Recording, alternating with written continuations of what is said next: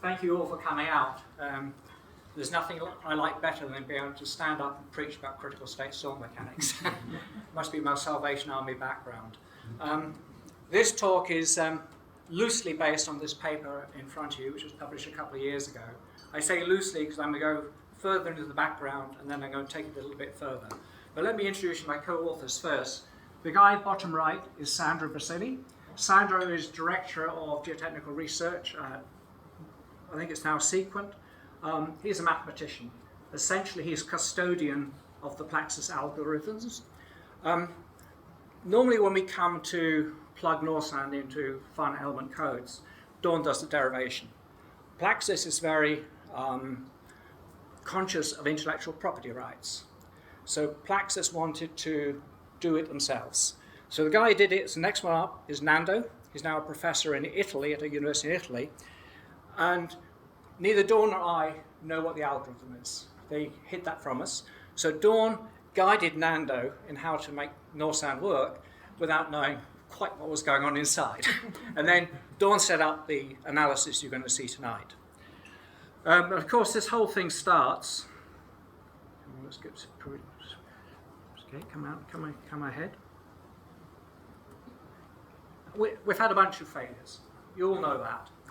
And in all these failures, people have started out with limit equilibrium, but they've all wound up doing finite elements or something similar to try and understand what's going on. But the problem is, all these failures involve judgments, and so some of the facts aren't clear. In the case of Brumadinho, we have two expert groups, the expert panel and then SIMNI, who are retained by the public prosecutor, have widely diverging views. This last month, we had a paper from the Federal University in Zurich with a third view. So these things are not great case histories for validating our basic methodology. There's too many things going on. So that's the attraction of Tar Island. It's a very simple case history where there's nothing funny going on. There's no foundation extrusion. There's no earthquakes, anything else like that. And the background to this thing, and this work I'm going to describe here was done before many of you were born. Right, we're going back to 1975. And this is the Tar Island, or the Suncor plant. This is it as it was. This photo was dates from 75. And what happened was they got way more tailings, or the tailings did not consolidate as they expected. So all of a sudden, they had to frantically create tailings storage. And this is where we started out as a tailings area. They built it upstream. Here we are 40 years later. That's what it looks like. And this is just coming up to close out. So we've gone 400 metre high upstream construction. The guy in charge is the chap there, which is Bob Hardy, or Dean Hardy as his university called in Alberta. He was Dean of the University of Alberta at the time, but he was also engineer of the record as they were developing how to build this dike. And the history of these early days is documented in a paper by Howard Plewis, Greg O'Neill, Ed McRoberts and Bill Chin, which appeared in a dam safety conference. And we've worked from that because that has given us, shall we say, a good description of the state of play in 1975. What's so nice about it is this. It was an upstream raise here, and they built it like that in layers, which is nicely documented. And at the final lift, it failed rapidly with no warning. It's a simple dead loading thing. The sketch on the right is the sketch of the settled profile, and that's from Dean Hardy's notebook. It's a nice historical touch. The remarkable thing is they describe it punched a long way upstream. If you think of a failure like this, you do this limited equilibrium analysis, you get a slip circle like this. This thing's 12 meters high, you might punch out 5 meters in front of the toe. 250 meters is quite extraordinary. In fact, they actually had 4 failures, which are the blue dots on here. And I'm plotting here the height of the fill at the time of the failure and versus the rate of construction feet per day. And if those of you in the upstream construction business know that the rate of rise is kind of a lodestone that people say that's what we have to use as our control for safe construction. Now, the state of the play, and bear in mind this is the early 1970s, they had some laboratory strength testing, but they had no CPTs, no SPTs. So the state of what they're doing is a little unknown. However, the saving grace is that since 1990, and particularly led by KCB, there's been a huge amount of cone testing and a reasonable amount of high quality triaxles. And the construction method they established in 1975 has continued to be used.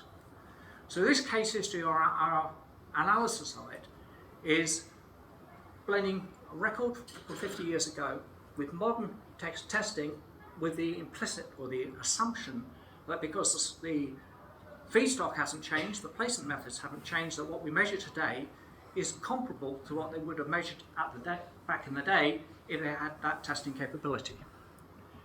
Now, I mentioned this business of it punching a long way upstream, and when I first read this case history, you're thinking, hang on guys, this doesn't make any sense. Where is your reporting of going out in a boat and dipping to measure the water depth to substantiate the 250? But I then got involved in this case history. This is the Neves Corvo mine in Portugal. This is a tailing cell that's come to its final height. We're now putting a cover over it. And what happened was the dozer, and it's 2.5 meters high, and the dozer got too close to the edge and it triggered a liquefaction failure in it. And what was quite remarkable, it punched a long way upstream. This is about a 1/5 scale thing, so all the numbers match what they have there except divide by 5. So at this point, just based on personal experience, I'm a believer. I believe it did punch a long way upstream. Now, what's the slide and consolidation theory doing in this talk? I'm sure you all recognize this analog of consolidation. This is a Terzaghi thing. Consolidation is a spring and a dash pot, and based on that, we can come up with a mechanical analog, and that results in this partial differential equation. Now let me throw a counterfactual at you. If I suggested your education as a geotechnical engineer does not need to know about this partial differential equation, and you do not need to be taught about how the C depends on compressibility and permeability, and you could be perfectly educated without that knowledge, you'd say Mike is suffering from early induced alcoholic dementia. And of course you're correct. That's why I say it's a counterfactual. You know perfectly well we want this differential equation, this knowledge of it, as part of our toolkit. But this is about how fast we can squeeze water out of a chunk of clay. On a wider framework, we need to understand how soil behaves. So, what are the equivalent ideas to Terzaghi's spring and permeability for wider soil behavior? There are actually 3 of them. I'm going to go through these now. Idea number 1 is soil is particular. Idea number 2 is soil strength has 2 components. Third idea is soil is plastic. I don't mean it has a plasticity index. I mean things are irrecoverable, which I'll show you in a moment. You might say in teaching or talking to you about this, when you do limit equilibrium analysis, you don't care about a stress strain curve. Wrong. Limit equilibrium analysis actually has a stress strain curve built into it. It's rigid, perfectly plastic. And it's a piss poor representation of soil behavior. Think back to your early, perhaps your first year at university, maybe it's your second year, when you did stress analysis. Equations of equilibrium come from Newton's laws, Newton's second law. Compatibility, you're not allowed to create material or destroy material. So that sets a relationship between how displacements can move, and that is Newton's laws, and we have to link the two. And that linkage always has to occur. It's in every one of our design formula, even if you don't recognize it. And it's key to understanding the finer points of soil behavior, shall I say. So let me go through these ideas quickly. Now, the chap on the right is Osborne Reynolds. Those of you with a civil engineering first degree will have done hydraulics and know Reynolds number. Same guy. Historically, he is famous in a second way. He's believed to be the first person to hold a chair of engineering. Previously, it was a chair of natural sciences or something like that, or natural philosophy. He was the first guy to be at a university as a professor of engineering. It was the University of Manchester in the UK, and he was there, it's Victorian, 1885. Now, the insight he had was like, Terzaghi says, well, we're going to represent soil compressibility as a spring. He looked and said, well, if I look at soil, I can see particles.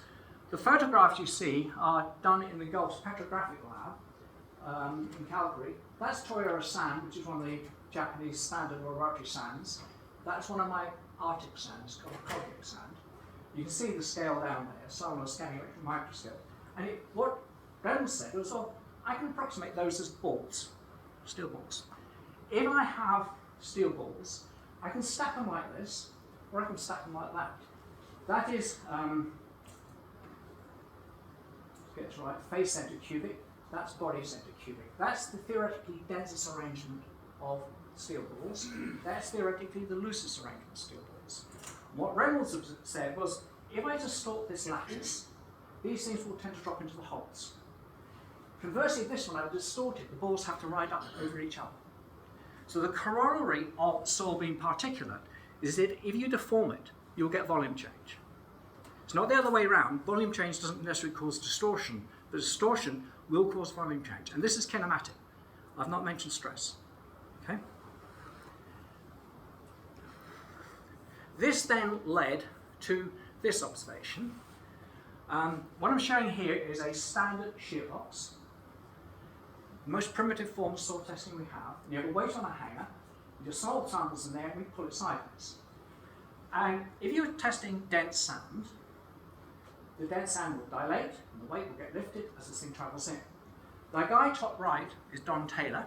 And what Don said, well, if I do the calculation of how much work is done, pushing this thing sideways, remember work is just force times distance moved, and I look at the amount of work done here, or extra energy going in there, because this thing's rising up, so I'm doing work on that.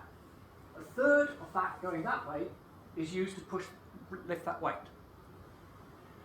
So he said, we must allow for the relationship, how it affects our strength. Because you can just do the work calculation. And Don's number was about 30% of the work going horizontally was actually used to lift the weight. He never put an equation to it. He put this in his textbook in 1948, but never put an equation to it. The guy who put an equation to it is this chap here, Alan Bishop. And this figure here is taken from Alan's paper in 1950. And he plots there, this is a shear box, he's plotting tau versus displacement. And he plots what you measure, sort of idealized, like that. And then this is the latency. And he then said, drive that equation up there.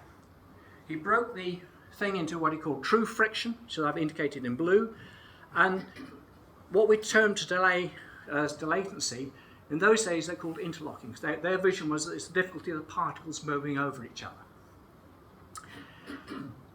They were talking about strength.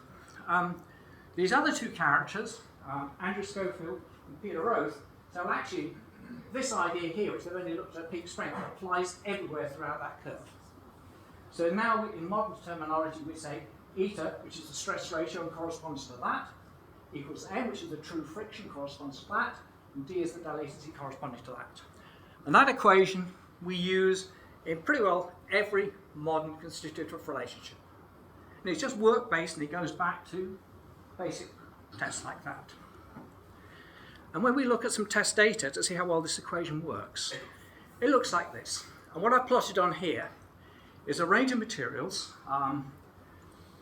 This one's a silt, that one's a sand, that's a silt. Well, that's Fraser River sand to be local. That's my Nevis Corvo silt. Sands here, another sand there. And down here I've got clay. This is drain Tesla clay. The chap down there is David Henkel.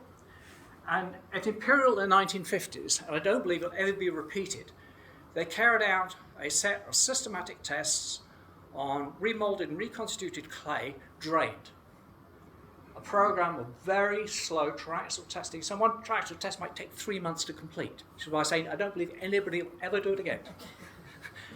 And they took 4 theses. It was going on that low.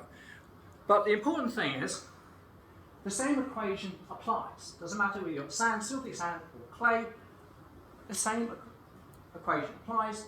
The properties do change, but we also found the gradient was not 1. You find usually you've got to accommodate some of the work actually going into volumetric work, and that's the parameter n. So we have n as a soil property, m as a soil property. The equation is universal, and there is no such thing as clay-like or sand-like. This one equation governs every soil. No clay-like, no sand-like. Moving on. How does our oil sand fit this framework? Well, perfectly. Don't be surprised that the gradient of line is 1 minus n, because n is a fraction doing work volumetrically, so 1 minus n is available for shear, and that's the sort of thing you get. So that's 2 of our soil properties we're going to use. Okay, next. Excuse me a second. This is Franklin Falls Dam, and then it's an hour up the interstate from Boston, Massachusetts, on the east coast. And it was designed in the mid-30s and constructed sort of 38 to, I believe, about 40. And the guy, top right, is Colonel Lyman. He was the engineer of record for it. And in those days, soil liquefaction was called sand flow failure. And the problem here was not the fill of the dam, the problem was its foundation, which was quite loose. And Lyman built on Reynolds' idea, because if you've got the notion that dense must dilate and loose must contract as you deform, if the pore space is full of water, if it's dilating, it's going to suck in, get suction, or if it's loose, you'll get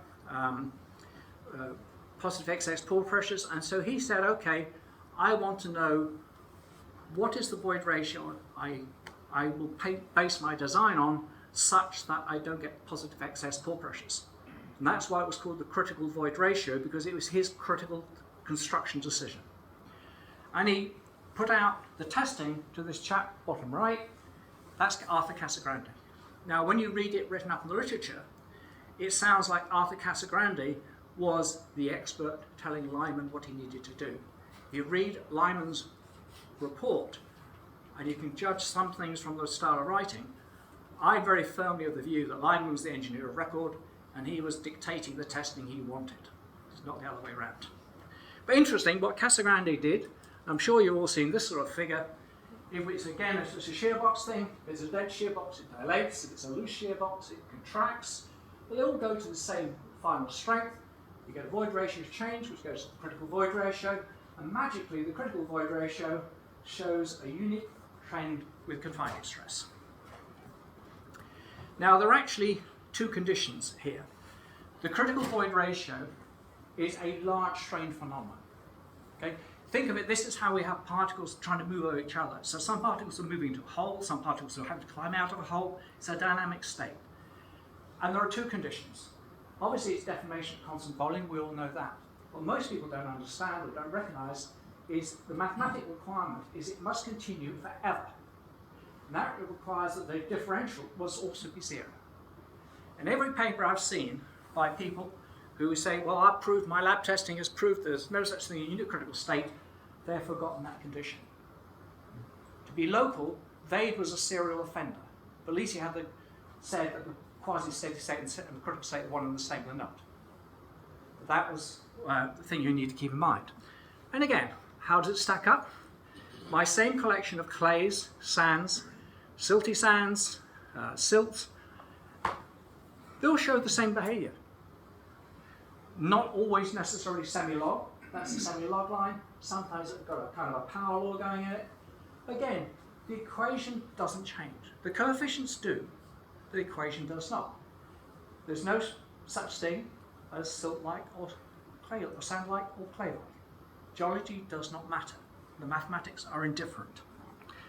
going further. How do our oil sands look? Pretty much like this.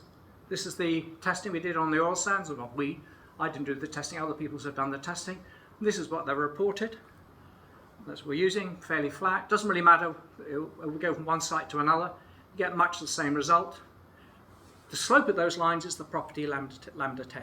So that's, I've told you about n and m. Now here's lambda. I've got 3 properties. How does this stuff stack up compared to other soils? Well, that's an early plot of fines content versus lambda 10, and that's the sort of the clays and the silts heading right on that side, and there's pure clean sands over here, and some sands with silt in them in the middle, and you get a wide range of slopes, and there's no effect of fines content whatsoever. Fines content is a very poor predictor of soil compressibility. So this is the framework, and how do we turn it into a general theory? Well, the labelling of this graph, and this is the same graph I showed you earlier for Casagrande, the labelling A, B, and C is Casagrande's labelling. So he had the notion that we do some tests and we can see a stress-strain curve, A. Going along with the stress-strain curve, B, we see some evolution of void ratio, and that evolution magically produces a unique critical state locus. Well, what we do in critical state theory is they said actually Casagrande got it backwards. We go back to Reynolds and his notion of how things can move. So we say actually that is the key starting point. For any set of particle shapes and distribution of particle sizes, the kinematics of how particles move sets the reference condition. So that we now mathematically say that's an axiom. We just say there is a unique critical state, which has got my 2 differential or my 2 equations, and that becomes a reference. How do we then capture the idea that everything evolves to a unique condition? Well, what we do is say we can take a difference here, which is the state parameter, just E minus EC, you all know that stuff. And we can say the state parameter goes to 0 with distortion, not with volumetric strain, with distortion. Okay? And that's a clean mathematical statement, and that is axiom 2, and I don't care whether it's curved or whatever, that statement remains true. And then this is the result of that plus that, or that multiplied by that. So we turn things on its head. Now you cannot take an idea which is a trend line and do much useful with it. You have to, like we had with the consolidation theory which you accept you need it in your education, we have to turn it into a differential equation so we can manipulate it. The simplest differential equation that gives that behavior is this one here. Now, you may look at that equation, you may think it's strange. And where does it come from? Well, every one of you in this room knows this equation. Think back to your late years in high school, perhaps your first year in university when you encountered the differential calculus. How were you taught it? You were taught it from radioactive decay. Now, if I turn that to, instead of state parameter, that became the rate of emission of alpha particles. That instead of strain became time, and that became the number of radioactive nuclei. That would be your radioactive decay coefficient. You know the equation. In fact, this is in mathematical literature. This is known as the first order rate equation, and it crops up a lot of places. You use it when you do a falling head test. That's your governing equation. And in terms of education, the previous one was a second order partial differential equation. This is a first order ordinary differential equation. Mathematically vastly simpler. So if you can accept you have to learn Terzar's consolidation theory, you shouldn't be shocked or terrified by this equation. In terms of historical thing, original Cam Clay, which some of you will know about, traces out effectively the line Casagrande labelled M. And how does it all work? Again, silts, sands, the same mixture before, including clays. The theory says when you take the differential equation, you manipulate it mathematically, you say the limiting dilation will be a coefficient, which is x, which is actually the Greek letter C, times the state parameter. And that it just gives you the gradient of the lines, so it'll go through 0, 0. And there is no fines content correction. It doesn't matter what the fines are, doesn't matter whether it's clay or sand. Geology doesn't matter. The mathematics is pure. As a quick notion about notation, the rule usually in science is that the first person to produce a paper on a particular new avenue of research gets to name the variables or the framework. The convention is in this critical state business that soil properties are supposed to be uppercase Greek. So even though that is a letter X, that's actually a capital Greek C or chi. And we talk about M and N, they're supposed to be mu and nu. Okay? Nobody does, we all say M and N. But it's actually supposed to be uppercase Greek. Bizarrely though, lambda 10 is the one that escaped. They don't use that. And that's the way it goes. And so how the oil sand tailings stack up? Absolutely beautiful. Beautiful straight line, slap bang on the theoretical prediction. Very nice. Okay, the last component, plasticity. This chap, top right, is Henri Tresca, who was a French engineer of the same vintage as Osborne Reynolds. And he was the first person to really start thinking about mechanics of materials. And what he said was that strain has two components. You do some deformation, some of it you can get back, which I'll show you. The data here, this is a deviated stress of the axial strain. That's a test on dense sand. And what we've done is put some unload-reload loops, and what you can see is, if I load it up to there, say, take the load off, most of the deformation doesn't come back. A little bit does. The bit that comes back is the elastic bit. The bit that doesn't is the plastic bit. And the equation that comes out of this is, it applies to all strains. We just add the two components together. In the jargon of the plasticity business, this is known as the elastic plastic strain decomposition. To get your head around it, it's two springs in series. Okay? The difference is one spring has a ratchet on it. If you compress it, you can't have it back. And that's plasticity theory in one slide. And the stress is the same in both elements. So if you want to get confused about plasticity theory, just think of two springs. One's softer than the other, but it's got a ratchet. Okay. Those of you who've been to the course Dawn and I teach, I've gone through how you take these ideas and you pull them into an integrated framework. And there's nothing worse, I think, in a lecture like this than seeing equations on the screen. I don't really want you to focus too much on the equations. The key ideas here this is what we call a flow rule in plasticity. This may not look like m minus eta, but it is actually mathematically the same thing as m minus eta. And we've known about that for 70 years. And that tells us how much of our movements, or rather the proportion of our movements, go east-west, north-south, up-down. That's all a flow rule does. And that is based on Taylor and his shearbox testing. The chap on the right is Dan Drucker, and he is key. Dan produced a theorem. I don't mean a theory, I mean a mathematically proven theorem conditioned on the second law of thermodynamics. And what that is, it relates which way the strain increments are going to the shape of the yield surface. And this chap here, Peter Roth again, he took Dan Drucker's ideas and he applied it to soil, and it simply means that you take that and you integrate it, and that gives you the shape of the yield surface. So the yield surface comes in critical state theory, not from doing tests and stress probings and drawing sketches, it comes out of mathematics, and it gives you that. A yield surface can expand or it can shrink. How it goes out and how it comes in is called the hardening rule, and you have to have a rule to do that. And this is axiom 2, which we talked about, how the state parameter goes to 0. Again, you can do some jiggery-pokery math around that, and you get this equation here. And P of x is just the thing in there. So this is basically, yield surface moves, and this is a target, and this is its current value, and it moves to the target. And the target evolves, and target evolves, controlled by the state parameter. And that's it. What I want you to observe is the simplicity. These are very simple equations. A lot easier than trying to solve Zaga's consolidation theory.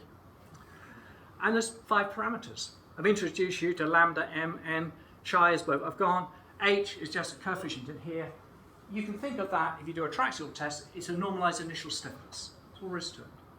Easy and understood. Now, I'm presenting this to you, and I've described the the background said it's universal. But you might say, well, you're showing me north sand, that's a particular model. Well, actually not quite, chaps. This is the yield situation of sandy sand, which is another model. Some of you may have heard about it. And they have a bounding surface, which is this line. They have a latency surface here, and they have a critical state. Well, that is explicitly our eta max. That is explicitly our MI. And that's exactly the same critical state theory. So they're using exactly the same ideas, but wait, there's more. Oh, I should say, this is their bounding surface. That is the data for peak strength of sands. The green line is what we have in north sand. Green line is also what they have in the first version of bounding surface by Manzari and Defalius. The difference is they have a coefficient they call KD sub C. You go to the math, that is just 1 minus n times chi. You know, we're confusing you. Those of us in the flogging constitutive laws business are confusing you because we haven't standardized our parameters. But the ideas are actually the same. For some unknown reason, in sandy sand, they want to put an exponential function.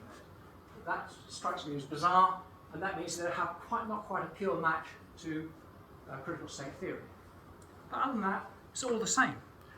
And yet more. If we actually look at their hardening law, they've got exactly the same critical state as we use, or that is accepted thing. It's exactly the same form of elasticity, and yet this is their quoted hardening law. But you multiply it out, it is exactly the same as we have in north sand. You know, the ideas are universal. Now, different proponents of sandy sand or PM4 sand or whatever you want to do, they're playing with tweaking assumptions to a particular purpose. But the framework is general. Now, oh, and the flow rule. Exactly the same flow rule, except they have a fiddle factor in there. AD, they use that to tweak. You know, those of you who played north sand know when we go undrained we have to tweak G. Well, they tweak their flow rule by using AD. It's the same thing. We've all got a problem. That's the north sand. So, let's move now from the background, let's move across to Tar Island. And if you pick up PLAXIS or FLAC or RS2, there will be a choice of constitutive idealizations offered to you. And you've got a choice. What are you going to use to do the analysis? And the reason I've put engineer of record in bold on the bottom right of the slide, this is a decision for the engineer of record, and theirs alone. You can ring up Sandro or email Sandro and ask which model you should use. He will simply say, read the user manual. You can go to a review board. Well, if you do what the review board tells you to do, you are no longer the engineer of record. Because what you adopt will condition the results analysis you get. And you can say, okay, this is very nice, Mike. What am I going to do? Well, you can do what I've shown with sandy sand. You can start looking at it and so forth. But frankly, most of you won't have any interest in that, and you probably haven't got the right background. So what does a poor engineer of record do? Well, the answer is think about the stress path, which is what I'm denoting here. And the first thing you'll remember is most of the dams that we're dealing with, the starting point is plane strain. You may have end effects and want to go out to 3D, but let's start with plane strain. So that's what that photograph there shows. We're dealing with plane strain failure. There is no such thing as direct simple shear here, traction extension over here, and traction compression over there. It is all plane strain. And for the case of Tar Island, we really have 2 points we need to think about as an engineer of record. Somewhere around here, I've labeled A, that's where you're going to see distortional stress, deviator stress building up. Over here, you're going to see something much more like odometer loading, K0 compression. And you need to choose a constitutive idealization from the menu that will get both of those things. Right? So how do we do that? Well, the answer, this is where lab tests come in. If you did a plot or a stress path plot, point A will see a stress path, a little bit like I'm showing in brown. Point B will show something like I'm doing in purple, a little bit more than K0 compression. And what you want to do is some lab tests to cover both of those paths and check that your constitutive idealization or your choice matches what you're going to get or matches what you see. Now, what are our lab test procedures? Well, normally, if we're dealing with tailings or sands, we'll reconstitute around 20 kPa. We'll then load up to whatever test pressure we want. Then with path A, we'll put on a standard triaxial test, and it's not a bad representation. Point B is a little bit more troublesome because we actually have quite a lot of compression going on. Oh, of course, they will then flip in a little bit of undrained at the end. And point B will have a little higher portion of undrained. Now, historically, I have tended not to do this. I've gone all drained, and then I've also added in all undrained. And the reason for that is this gives me quite a long stress strain curve which do a calibration. But if you want to be pedantic, say as an engineer of record, I want to check that my tests are going to validate what I believe is going on in the ground. You need to load it up to a decent stress ratio and then kick in a bit of undrained. And over here you want something that goes out and does what is often called shear-induced densification. And now I have to sort of fess up here. I am an engineer of the age when triaxial apparatus was not computer controlled. So that when I sort of came into this business, the Bishop and Wesley cell was the latest triaxial testing technique. And it was very easy to control cell pressure and very easy to control load by pressure valves, but we couldn't do a controlled stress path very easily. So I am doing what I've shown on here. I tended to do this, and then I do that, and that's all the testing I've specified over my career. In putting this slide together, and very conscious that at Cadia, for example, shear-induced densification was a big deal in terms of changing the state of the soil before we hit the failure.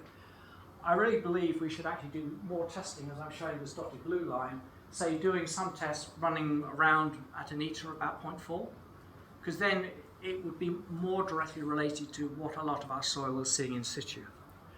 So anyway, how do these ideas work? Well, there's the match with using the properties. I've explained how we got to them. That's the match for a Mildred Lake sand, which is one of the oil sands. For a dense sample, beautiful fit. That's the not changing parameters. Or not changing properties. That's the fit for Albion sand, loose. And we do a lovely job on isotropic compression. Okay, so all the elements of why North Sand should work for this problem are in place. And you can choose a different model and go through your own checks. And then, of course, they did do some testing in 75. This is the blue is we take our current calibration and we compute an undrained stress strain curve. The purple is scanned from the Pluis paper, the Pluis et al. Paper.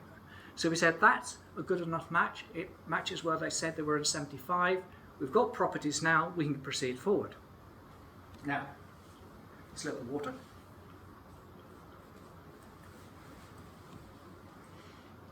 What I've shown you, or talked to you so far about, is laboratory. I'm presuming you know what void ratio is. As you all know, that's a big deal in situ. The problem Colonel Lyman ran into back in the Corps of Engineers days, he would come up with the concept of a critical state, but he actually had no practical means of measuring what he had in situ. When we started doing the work in the Arctic, which I'm going to show you in a moment, I was a disciple of Colonel Lyman. So I want to know where my soil is with respect to the critical state. So the idea we had was, well, let's relate the cone resistance to the state parameter. And what I'm showing you here is the way we calibrated that, because there was those days no theory. This is a large triaxial test. It's 1.4 meters diameter, and whether it was 1.2 meters high. And we put sand in this tank, and 2 tons of sand. We stress it up. We can stress it up radially, and we can stress it up vertically, and they don't have to be the same. And we then just put the CPT into it. And what you're seeing here is what a trace of pushing CPT into a tank of sand looks like. And what you see very recently, you see an effect of the top plate up here. You see an effect of the bottom plate here, but in the middle, we get sensibly stable readings. It's very easy to pick a point and say, okay, there's a tip resistance. Now, how do we get void ratio? Well, at the end of the test, sand was excavated in 4-inch layers, and they use a Troxler machine, just like you do for compaction control, to measure the void ratio, and excavated the way down the tank, which is why you get a profile of the void ratio. My co-author Ken Bean, it's this chap smiling top right, he did that work, but actually his, and to my mind, the greatest contribution was Ken had way better social skills than me. Yeah, I know, I have none, exactly. What Ken did, he, and I hate this phrase, reach out, he reached out to various research labs. So we got Michael Jamakowski to ship us Ticino sand, and he got Jim Mitchell to ship us some of the sand he says is Monterey sand, and he got the Japanese to send us Toriura sand. And Ken did the testing, Gulf paid for it, he determined the critical state of each of those sands, which then enabled us to use the existing database of CPT calibration chambers we pulled together. And then we did some of our own. And when you do go through the framework, you find that the normalized tip resistance is a simple exponential function of the state parameter.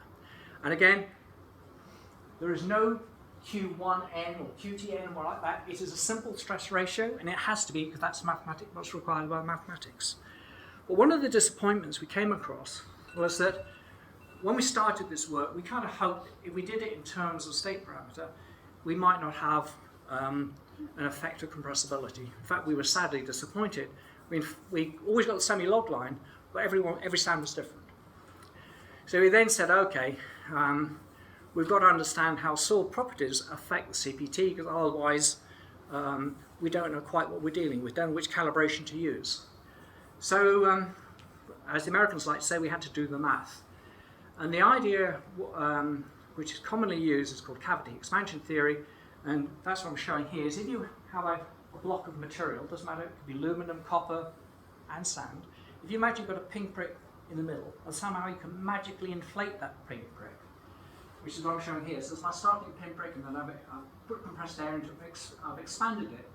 The expansion pressure will trace a curve like this. And at some point it comes to balance. It will continue to expand indefinitely at constant pressure, because as you expand, the surface area is increasing, and you get to that, and that's putting more load out, but equally the amount of material resisting it is also increasing, and they come into balance. Bob Gibbs was this is the chap here, he picked up on this idea. This idea originally came out of the Second World War. During the Second World War, they started getting a little bit more, or before then, factory tooling was a bit empirical, how you decide to make a particular part. With the ramping up of industrial production in the Second World War, they started getting up more, or the machines to produce screw threads and punch holes in metal and things like that. They started becoming an engineered product themselves. That is the machine. And they learnt in the metal forming that the punch indentation pressure was very closely related to the cavity expansion pressure. Bob was, even though he calls himself a civil engineer, he was really an applied mathematician. And he picked up on this in literature, and the famous paper is Bishop Bottom Hill, and it's not Alan Bishop, it's a different bishop. And the figure on the right is from one of Bob's papers, and you notice it says pile, but he said that this cavity pressure could be related to what you see, and he put a ridge of soil on the bottom, so you've got some shear in there, so we've got to put a correction factor of that shear stress, and that became your bearing pressure. And that formula is in our pile design literature today. That's how we do end bearing pressure of piles. What we did in the CPT literature said, well, CPT is just a mini pile. We adopted the thing.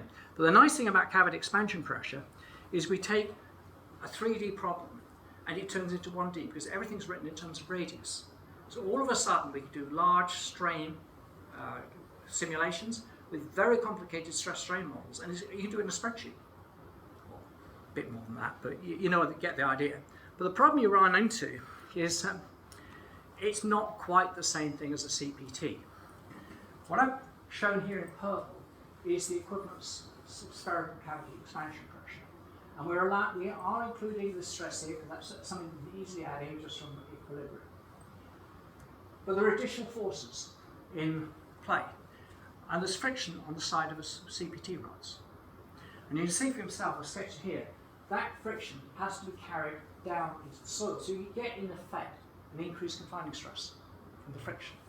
Now you say, well, Mike, I know friction rate is only about 1%. Come on, get real. This is not a big deal. Well, the sleeve is 15 times larger than the tip.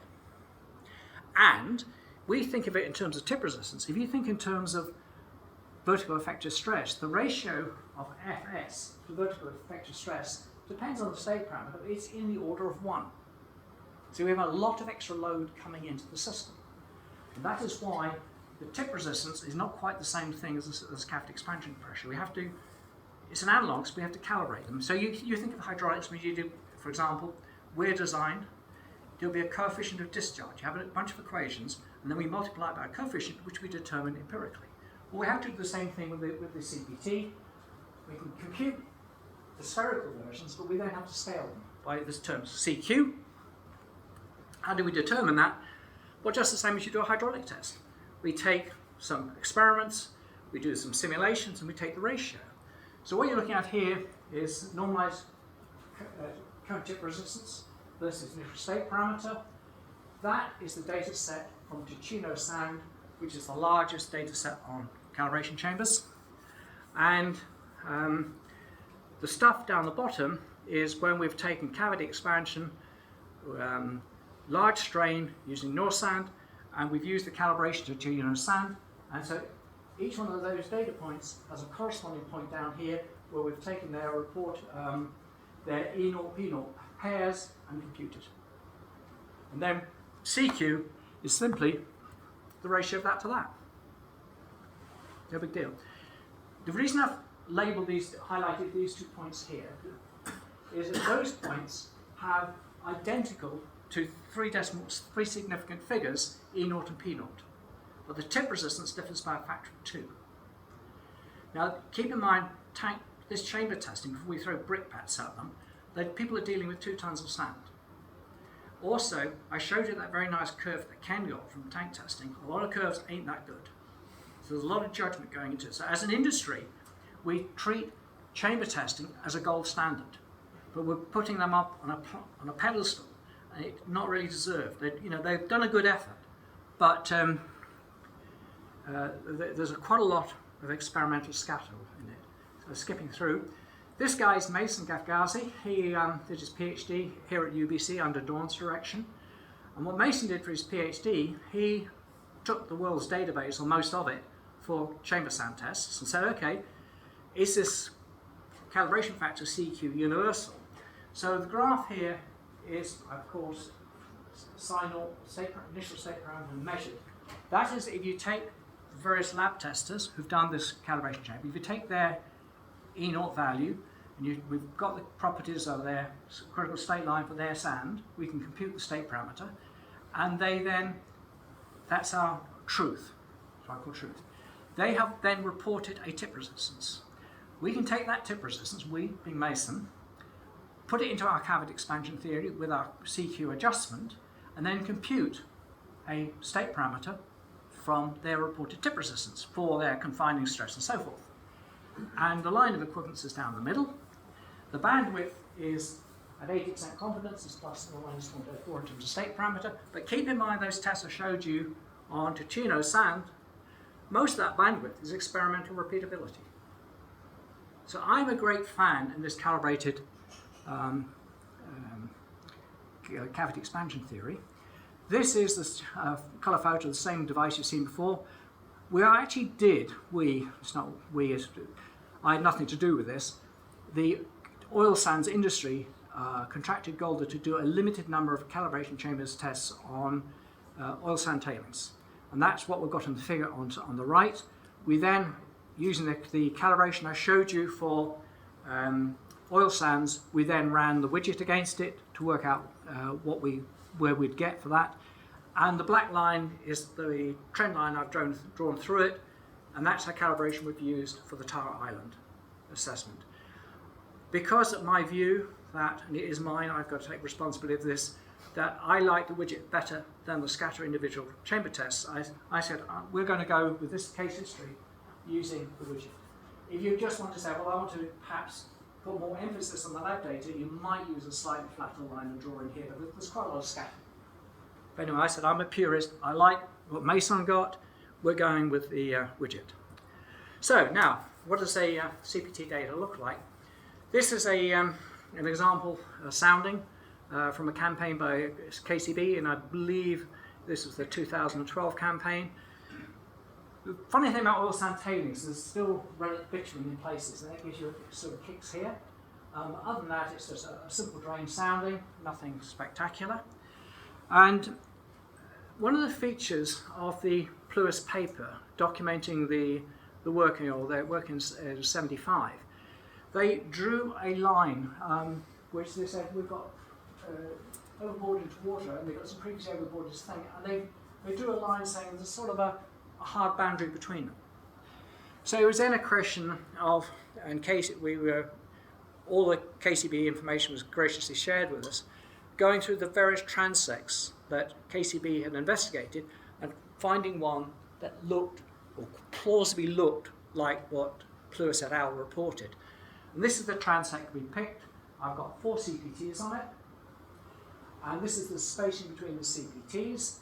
And then this is just tip resistance profiles. And you've got a bit of bitumen in there. And what we said, well, we see a bit of a hard layer here, and maybe it still exists there, and it seems to be over there. So we felt this selection was as far close as we could get to what those guys had reported, saying we've got this marker layer AA. It was about the right depth. So we said, okay, we like this set of CPTs as going with the case history. And we shouldn't be surprised that there's a lot of variability, because this is a photo, this is courtesy of Ed Roberts, of the early days where they're producing a cell by sluicing and compacting, and then they spigot over it into beach above water. And you've all seen this sort of delta-like thing, so it shouldn't be surprised we've got a lot of variability in situ. So we take our preferred cross-section or transect, we take our, or my preferred relationship between the state parameter and the normalized tip resistance, and we get that plot on the right. That's our in situ state. What are we going to do with that? That's a bit of a mess, isn't it? What are we going to do? To explain what we're going to do, I now have to take you from Alberta to the Netherlands. This is the Oosterschelde or Eastern Scheldt flood defence barrier. This was constructed, I guess, from starting in the late 70s and completed in 86. And you see the flood defence gates, and when you get a big northeast storm surge, they drop the gates to stop the Netherlands going underwater. In the usual manner of the Dutch, this was comprehensively engineered. And one of the things they were bothered about was the behaviour of the foundation. And they commissioned a bunch of, this is before we had finite elements really being able to do anything, so it was done by physical testing using the centrifuge. This is the centrifuge they tested in, and that's Bill Craig setting up one of their models. And what they discovered was the behaviour they got with uniform sand didn't seem to match the experience with casements. So then they started saying, well, we've got to explore the effect of loose pockets. So they they made a model, and they'd take a little cookie cutter and take some sand out, and then put loose sand back into place. So they built a stochastic model, if you will, and they centrifuged it. And what they found was it seemed to be the loosest 10% of the sand actually controlled the overall behaviour. If you used average properties, you wouldn't get it. Well, that was all very nice. Now, I need to tell you about the Mollett pack. This is not a badly designed ship going from left to right. This is my platform in moving ice, and the ice is going from right to left. When the ice moves, it crushes. And this structure above is 100 metres, and it crushes against the front edge. To give you a scale of this sort of ice we're crushing, here you're only looking at ice that's about 1/2 metre thick, but that ice got thicker through the winter. The biggest ice we crushed was, if you took the length of this room and you multiply it by 6 times, that's about 100 metres. The height of this room is 3.5 metres. So you imagine that block of ice is as hard as the ice cube in your gin and tonic. And we crushed that against the front of the structure. That produces large horizontal loads, and the horizontal loads vary and fluctuate, anywhere between 0.1 hertz to 4 hertz. I'm building the structure with hydraulically placed sand. I have a tight sphincter. I'm well aware of the propensity of hydraulic fills to fail under cyclic loading. So what do? Well, we do a lot of testing. And I ain't balancing that thing down on liquefiable sand. So we've done a lot of CPT testing. I should say that Adrian did mention the book, which is top right. 2/3 of that book comes from the engineering of that. Now, the way we resist the horizontal ice falls, this was actually a hollow caisson, and we dumped sand in the middle. So it's actually a giant shear box. And what we did is we went under the deck. So here you see the sand doesn't quite touch the deck. Well, that's the bottom of the deck, and there's my sand surface. And we've got about 3.5 meters headroom, and we've got a little standard CPT rig. We use the deck as our reaction. We do a lot of cone testing. To show how much cone testing we do, the white lines are the outline of the structure. That's the outline of the toe. The second one in is the outline. It's slightly undercut. That's up that point here. That one there is the top side there. That's from that side to that side, 72 meters. And the green dots are CPTs, a lot of them. The orange triangles are self-bore pressure meter profiles, and the yellow square is under the derrick. That's where the oil wells go in. And the importance of that to tonight's talk is that that row of CPTs there were used for this paper here. What these guys have done, they've taken our data and they're looking at the effect of variability on the soil behavior. Now, and you can see here, you can trace up a sort of a denser layer, and down here you can sort of trace up a looser layer, but they're not that continuous. What they've done is called stochastic modeling. They've taken that data, and the top figure is they've put a finite element model together. This is actually a little over half the core, and it's not quite the full width. And they've got, I think it's 9,000 elements.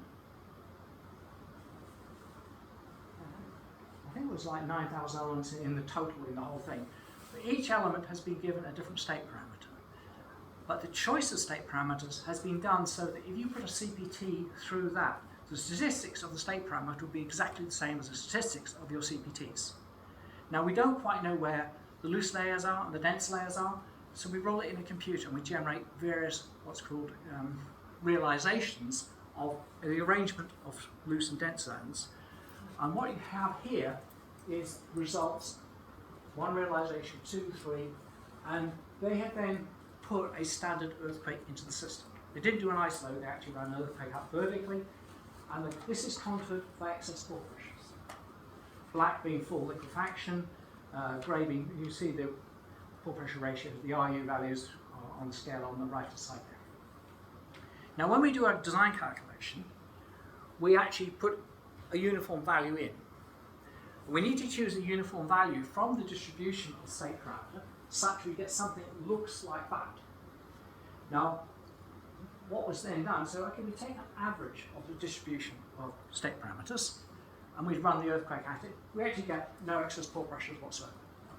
If you use the 50 percentile, you get a smidgen. And they kept making it progressively looser. Now, this is where we get into judgment. To me, if I look at this, if I run, say, the loosest 10% controls, or the 90% is denser, that is too conservative. That's a number they came up with from centrifuge testing, but that is a pretty bleak response compared to the full stochastic analysis. Conversely, the 70 percentile, come on guys, that's a bit too optimistic. So the number we adopted was 80 percentile. We said, engineering judgment, that seems to be the number to pick off a distribution. So, here's our case history. There's my marker beta AA, and this literally is our by eye pick of where the 80 percentile was. I didn't think there was much point in formally processing it because there's a little bit of variation here and there, and I didn't know it was horizontally sliced or sliced at an angle, so I said, to hell with this. We're going engineering judgment. We know it should be around the 80 percentile. So that was our choice of characteristic state parameters. And that was just a linear transition in between. Of course, when you do finite elements, we also got to come up with these starting stress state. And bless them, KCB had also done some pressure meter testing. And that was also made available to us. Now, you can pick off K0 from initial liftoff, but in testing in sands, that's pretty problematic. You get disturbance very early. So what we did, we actually formally modelled the test. So here's our pressure meter. If those of you who haven't seen one, this is, you can judge the scale of it. The test zone is in somewhere in there. And we expand it, And the blue is the measured expansion curve, and you put unload loops in, and that gives you Gmax precisely. And we then did what we call iterative modelling and said, okay, let's assume a particular state parameter, let's assume a particular horizontal stress, and you can then compute an expected response, which is what you see in red. We then just adjust parameters till we get the right good match. And K0 doesn't just affect the initial liftoff. K0 scales the whole diagram. Well, because remember, it's Q over sigma H0. Change sigma H0, everything else goes up with it. So that's how we came up with the stress state. And we went with a K0 to 0.6. So this is the data. This is where we knew we had compacted cells. We said, okay, the lower bound of it was probably the normally consolidated case. These were tests, probably in the bitumen, they just washed out. So we just ignored those. The last input was the elasticity. We had seismic cone, and it depended whether you were in compacted cell, beach above water, or beach below water. We're interested in beach below water for most of the analysis, so that was the curve we put in. And standing in front of you talking about this now, I'm looking at this thing, why in God's name did we go for the low bound? I think one of our reviewers in the paper also made the point, but for some reason we chose the low bound. Possibly influenced by the idea that when we try to fit triaxial tests, we tend to want to reduce Gmax. But anyway, that's what we did. So we're now coming to the analysis. This is what our model looked like with the layer AA, and this is where we're going to construct. And we actually ran with 6 scenarios. We had a base case, which is what I've explained to you how we came up with it. Discontinuous beach above water, we said, okay, maybe this green layer doesn't exist, it's just all the same stuff. We're also concerned we might be too conservative and we're being too pessimistic, so maybe this wasn't as loose as we thought. We then had a thicker layer here, and then we also looked at lesser elasticity. So, we then put in some detail. We monitored in the analysis 3 marker points, which I've labelled A, B, and C. B is basically under the toe. A is our kind of K0 consolidation without too much shear, and C is the stuff that's eventually going to take the load. In finite elements, we can't at the moment do tension cracking, so we actually put a layer in here, which would try and mimic the fact that Bob Hardy had reported effectively a tension crack, which is what we also observed at Smith. And I don't believe you can put a dozer on tailings, so I wanted a compacted mat in there, so we put a compacted mat in. So that was our idealization. In terms of loading time, this is the paper tells us what the rate of construction was, which is the brown line you see there, which is looking dike crest elevation versus date, and it comes out to we're going out about 0.1 meters per day. But the last 500 millimeters was quite quick, and so what we've done is we've loaded the model up drained all the way up to here, and then we put the last 500 mil on undrained, or put it on quickly. And this is the analysis you're now going to see. When I run this, this is an animation, and this is Dawn's first run. This is not something we've fiddled to try and get a good match or a good story. This was literally the first run. I literally fell off my chair when I saw there's no computer. It's color-coded. We're plotting the ratio of eta over m, and we do that because eta in a finite element program will be sigma q over sigma m, and there's an effect of sigma 2. So you can normalize that out because sigma 2 also affects the critical state friction ratio. So eta over m is independent of whether it's plane strain or triaxial, so it's a nice thing. And also it means when eta over m equals 1, it's in the critical state. So when you see it go red, that's where it's gone critical. Okay? When I run the simulation, what you'll see is this will build, and you will see the failure develop, and you'll then see the failure propagate. Hopefully, so keep our fingers crossed here. Here we go. Now watch this. Now, it only starts moving when the failure's fully developed, or near fully developed, right? It doesn't start. And at that point we stopped the simulation. It could have gone a little bit further. But notice now, in the case history, the guys, Pluis and Al, said it went a long way upstream. It's gone a long way upstream. It has not done a rotation failure. That black line was the initial height. The first run gave 4 meters of settlement versus 5 meters reported. using properties as I've described, and I've described the judgments we made. Now, I want to take you to this one. And you guys are all familiar with this one video, I'm sure. When I run this video, I want you to watch a couple of things. That's the drill rig that caused the failure, and the failure starts down here. What I want you to observe, when you start running it, just count, 1 elephant, 2 elephant, 3 elephants, how long it takes for the failure to propagate, and also observe that when you've got full propagation, only then does the crest start moving. So let's have a quick look. 8 e aos 26 segundos começa o rompimento da barragem. Meio-dia, 26 segundos. Começa o rompimento. Okay, so I can go back. Let's try run again. Watch it again.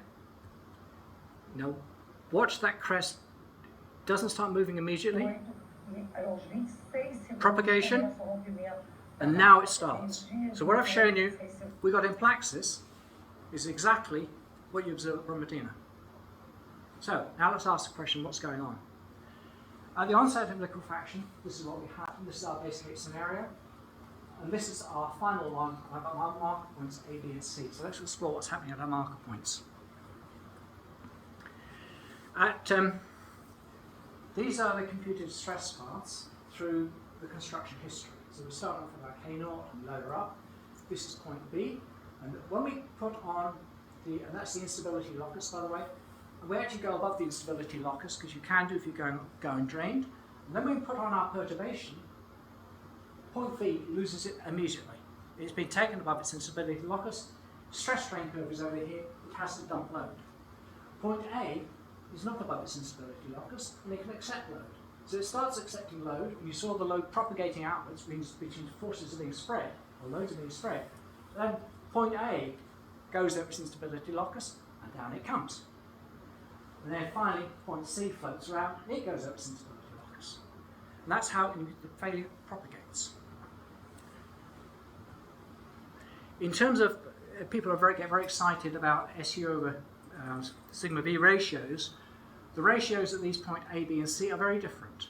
We've normalized it by the mean effective stress at the end, the final raise before it went into liquefaction. And A, we get an S over sigma V, or P, of 0.1. B is at 0.143, and C is at 0.04. And the difference is because we've had shear-induced densification. So the initial state out here is not the state prior to failure. And if you don't track that evolution of state as you build, you won't get the right answer. And you also won't get the right answer if you do limit equilibrium analysis, because the residual ratio differs with your location. Now, I ask you to count elephants. When I count, I get about 4 to 5 seconds to propagate. If you look at the distances involved, that equates to distance involved, that equates to a velocity, let me back up.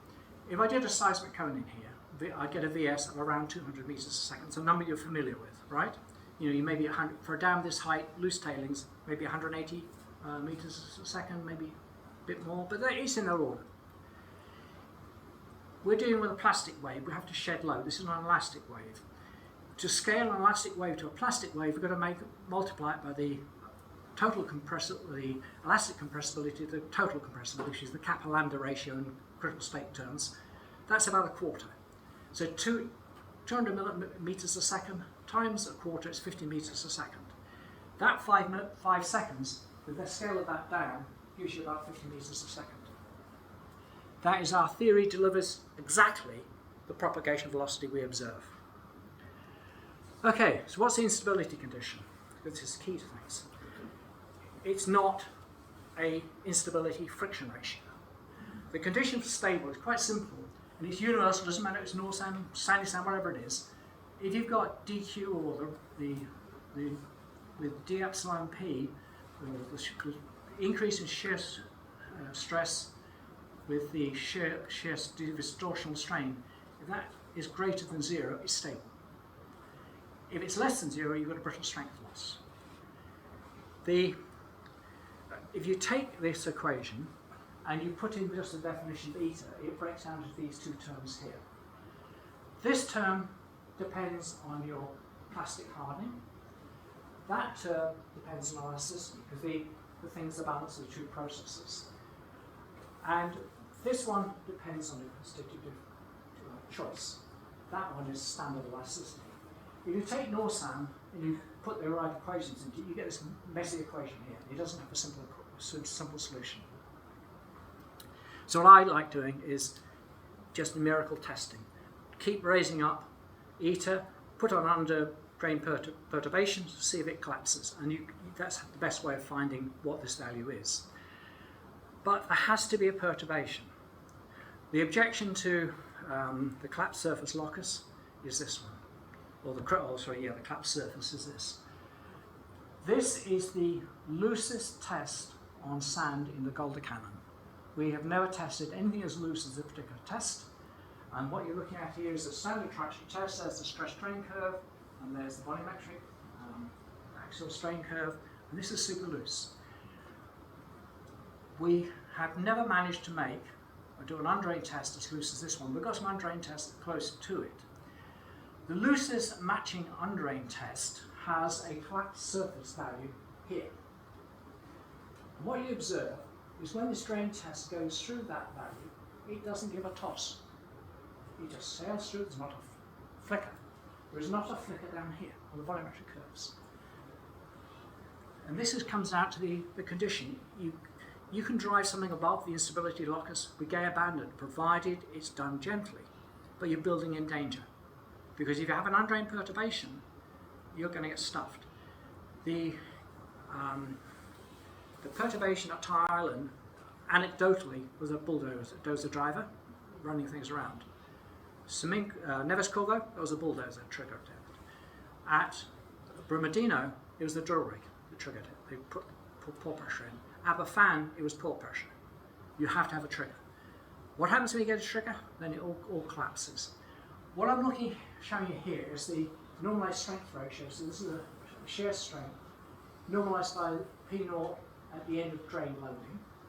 And that's, if we do numerical tests, that's where we can establish instability ratios. It does depend on the confining stress because the plastic modulus changes at a different rate to the elastic modulus of the confining stress. You get the effect of modulus, state parameter across the bottom, and there is a small effect of state parameter. But you could think of this as a SU of the P0 thing. And you'd think, well, let's loose sand SU of the P0, so maybe 0.3, 0.25. Well, no, because we've loaded it up, drained, well before the part of the start of failure, which is why you get these high values. When we go to undrained, we then head down to the residual. And what you notice is if we've got a state parameter in this sort of territory, it's not going to do much. It'll just slump a bit and then look at you. Over here, we're actually on the S-shaped stress path, so it'll come down a bit and then just freeze up. But as we get to looser and looser states, the brittleness rapidly increases, and that's what makes things accelerate. The kicker on the case history here that really surprised us was when we went to the scenario 5 and we reduced the G value. What I'm showing you here is the shear strain to full liquefaction. We're measuring shear strain from the end of construction. So we zero the strain to before we put in the undrained loading. And this is shear strain contour. So here you can see the same mechanism I showed you based on stress. It's now based on strains. And that was our base case. If we then reduce the G, and I'm leaving the state parameter the same, I'm leaving the properties the same, I'm changing nothing else, just changing G max. I'm making it softer, we get a simple rotational failure and we don't get much slumping at all. And that was a shock to us. We'd never realized that you could actually change the behavior by G. But I think it comes down to propagation velocity. If you reduce the G, you get plenty of time to spread out. High G means high velocity and everything goes pear-shaped. Give you the full whack of things. These are all our results for our various scenarios. This is this berm height versus crest settlement, and that was what was actually true. The one that came closest to true is when we took away this layer AA and said, well, that doesn't exist, we actually nail it very closely. But equally, we are hanging up. We don't have the tension thing, so maybe we we're able to do a tension thing in our finite elements, that one will go a little bit further. But anyway, that's the result we got. What should shock you is this, though. If you're doing an observational method, you say, well, I can observe the stiffness. Oh, look, it's consolidating nicely and getting stiffer. Things are good. And it all goes pear-shaped. And this is exactly what the guys reported at Brumadinho. They put in mesometers, no excess pull pressure, no prior indications.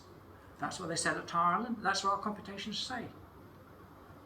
As a slight anecdote around this, at the Aberfan disaster, which was very similar to Brumadinho, the two guys who did the inspection a day before it failed said there was no sign of distress. Well, the judge in the inquiry accused them of manslaughter and dereliction of duty, and the judge felt quite free to wade in about soil mechanics and civil engineering behaviour. Now, if I waded in about points of law and pointed out he didn't understand law, I'd be hauled over the coals. But he felt entitled to criticise those people. And, you know, he destroyed their lives. I think they told the truth. Okay, final thing, and we're just about finished now, are the soils that critical state theory cannot represent. When this stuff comes out, you know, the early tests at Imperial College on clays, they were using remolded samples. Obviously, we use reconstituted samples of sand. So there are people out there, Laurie Wesley out of New Zealand in particular, who are saying critical state theory is something dreamed up that can only cope with remolded soils and is useless in practice because most of our soils have structure. Okay? This is the famous forestry volcanics that caused the failure at Cadia. It's a residual soil, and there's a block sample, there's a tape measure, so you can get the size of the sample, and we tested those, Hatch tested, or actually it was Golder tested these in trials with compression, and they got the data shown in brown. Now if you look at that curve, and I hadn't told you it was clay, you'd say it's a liquefaction curve, right? North sand is matched to that, is shown in blue. And I reckon it's a pretty impressive fit. How have I done that? Well, the answer is, I've introduced fabric. What I've done is said, if you look over here, where you can see the green line establishes the phi c or the m value at large strain. If you come over here, where you see intersect the measured stress path, the stress paths are heading to the left. Well, d equals m minus eta. If the stress path are heading to the left, d has to be positive. If d is positive, m has to be greater than eta. So m has to be up here. So you can make that deduction just simply from that observation there. So I put in this degradation function here. So we maintain our full strength, or for our full, in effect I've had cohesion added until peak strength, and then from peak strength I let the cohesion degrade with strain. So to get that curve I've had, you know, I'm telling you critical state theory has 5 properties. I've now had it add 2 in, a cohesion and a rate of decay of cohesion with strain. And that then gives us the fit. So conclusion. Critical state theory is a theory. Different instances have different assumptions, but the framework is a theory and it matches the same thing you're talking about, consolidation. And it works beautifully. I hope you've been convinced by the slides I've shown you. And it's got a few familiar properties. You know, I've introduced you as we go, n, lambda, you know, they're not rocket science stuff. And it gets second order detail. You know, you can see the rate of propagation, you can see things. Corollary is finite element or difference analysis is required. Everything depends on the evolution of soil stiffness, and there's considerable load redistribution. As I haven't got on the slide, there's actually considerable densification. And you have to get all those elements in. Now, if 10 years ago, you couldn't do this sort of stuff because it was the sort of stuff you only found in universities. What's happened in the last 5 years, our software houses have got in the game, as you all know. And now you can turn to PLAXIS, RS2, Sigma W, Abacus, or Abacus Explicit, and the stuff is available for you in a nicely choreographed platform where you can simulate construction sequences. Corollary, limit equilibrium is inadequate to assess liquefaction.